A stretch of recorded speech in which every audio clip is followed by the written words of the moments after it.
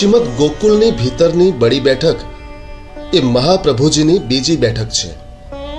આ બેઠક ઉત્તર પ્રદેશમાં મથુરાથી 10 કિલોમીટર દૂર ઘાટથી ઉપર જતા આવે છે.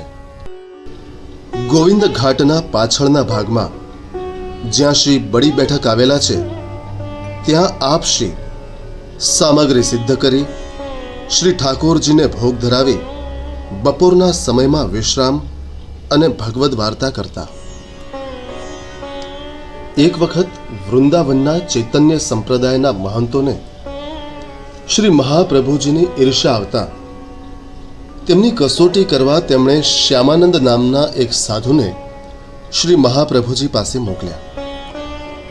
જ્યારે શ્રી મહાપ્રભુજી બપોરે બડી બેઠકમાં વિશ્રામ કરતા હતા ત્યારે શ્યામાનંદ ત્યાં આવ્યા અને છોકરના વૃક્ષની ડાળી ઉપર પોતાનો બટવો લટકાવી શ્રી મહાપ્રભુજી પાસે ગયા. શ્રી મહાપ્રભુજીના દર્શન કરીને તેઓ બહાર આવ્યા ત્યારે પોતાનો બટવો ડાળી ઉપર ન જોતા તેમણે અંદર જઈને શ્રી મહાપ્રભુજીને ફરિયાદ કરી કે આપના કોઈ સેવકે મારો બટવો ચોરી લીધો છે.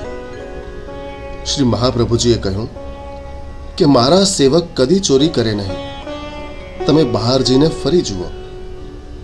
તેમણે બહાર જઈને જોયું તો એકને બદલે અસંખ્ય બટવા લટકતા જોયા.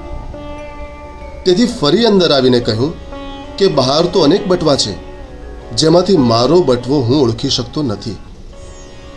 શ્રી મહાપ્રભુજીએ આજ્ઞા કરી, તમે ફરી બહાર જઈને જુઓ. તેઓએ બહાર જઈને જોયું તો ફક્ત તેમનો એક જ બટવો લટકતો હતો. તેઓ શ્રી મહાપ્રભુજીને દંડવત કરી વૃંદાવન પરત થયા અને બધા સંતોને વાત કરતા સૌએ સ્વીકાર્યું કે શ્રી મહાપ્રભુજી તો સાક્ષાત ઈશ્વર છે. અહીં આપ શ્રીની બાજુમાં શ્રી ગુસાઈજીના અને શ્રી નવનીત પ્રિયાજીના બેઠકજી પણ આવેલા છે. આપણે શ્રી મહાપ્રભુજીના આ બેઠકજીને ભાવથી દંડવત કરી જારી ચરણ સ્પર્શનો લાવો લઈએ.